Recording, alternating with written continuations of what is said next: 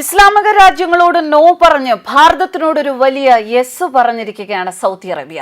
തീവ്രവാദത്തിനെതിരെ പൊരുതുന്ന ഭാരതത്തിനോടുള്ള നിലപാട് ഒന്നുകൂടി വ്യക്തമാക്കി സൗദി ഭരണകൂടം. തീവ്രവാദികളുടെ നാട്ടിൽ നിന്ന് ഒരു സ്ത്രീയും സൗദിയിലേക്ക് വരണ്ട, അടുത്ത തലമുറ തീവ്രവാദ മുക്തമാകണം. പാകിസ്ഥാനിൽ നിന്നും ബംഗ്ലാദേശിൽ നിന്നുമുള്ള സ്ത്രീകളെ വിവാഹം കഴിക്കുന്നതിൽ നിന്ന് സൗദി പുരുഷന്മാർക്ക് ഇനി മുതൽ വിലക്കേർപ്പെടുത്തുകയാണ് ഭരണകൂടം.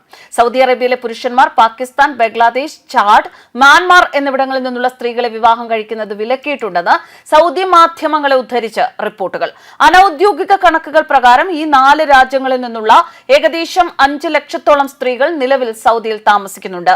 വിദേശികളെ വിവാഹം കഴിക്കാൻ ആഗ്രഹിക്കുന്ന സൗദി പുരുഷന്മാർ ഇപ്പോൾ കർശനമായ നിയന്ത്രണങ്ങൾ നേരിടുന്നു എന്ന് Mecca police director major general സഫ് അൽ ഖുറാഷിയെ ഉദ്ധരിച്ച് മക്ക ദിനപത്രത്തിലെ ഒരു റിപ്പോർട്ട് പറയുന്നു. ഒരേ സമയം ഇസ്ലാമിക രാജ്യങ്ങളായ പാകിസ്ഥാനോടും ബംഗ്ലാദേശിനോടുമാണ് ഇതോടെ സൗദി നിലപാട് കടുപ്പിച്ചിരിക്കുന്നത്.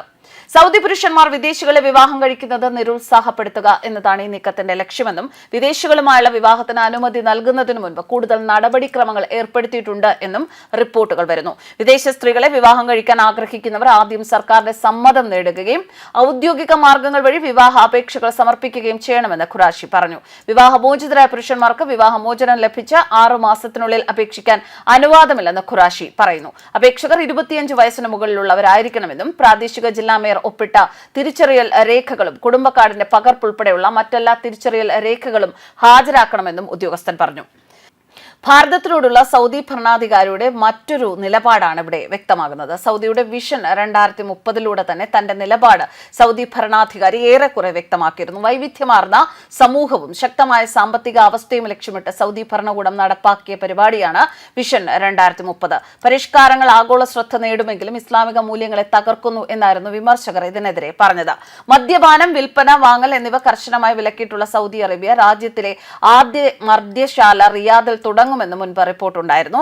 രാജ്യത്തെ മതമൂല്യങ്ങളെ പരിഷ്കാരങ്ങൾ ബാധിക്കരുത് എന്നതായിരുന്നു വിമർശകരുടെ ആവശ്യം. അതിനിടെ കവ മാതൃക തീർത്ത് ഫാഷൻ ഷോയും നടത്തി. ഇതിനു മുൻപും ലോക മുസ്ലിങ്ങളെ മുഹമ്മദ് ബിൻ സൽമാൻ അമ്പരപ്പിച്ചിട്ടുണ്ട്. അറേബ്യയിൽ നിന്നും പല തീരുമാനങ്ങൾ പുറത്തു വന്നതും ഒക്കെ അവരെ ഈ രീതിയിൽ അമ്പരപ്പിക്കുന്ന തരത്തിൽ ഉള്ളതായിരുന്നു.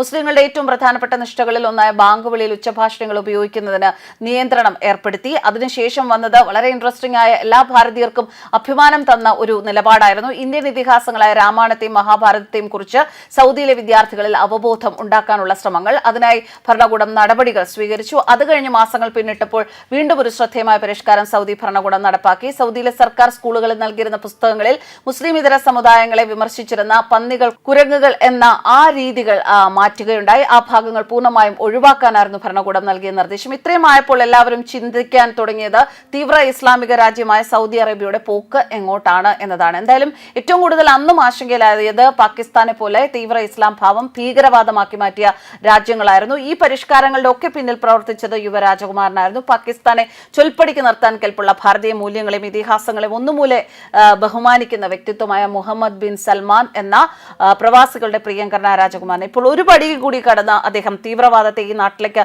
അടുപ്പിക്കില്ല എന്ന നിലപാടിലൂടെ ഭാരതത്തിനോട് ചേർന്ന് നിൽക്കുന്ന തന്റെ ആ ഒരു ശൈലിയെ ഒന്നുകൂടി ബലപ്പെടുത്തിയിരിക്കുകയാണ്. News desk കർമ്മസ്.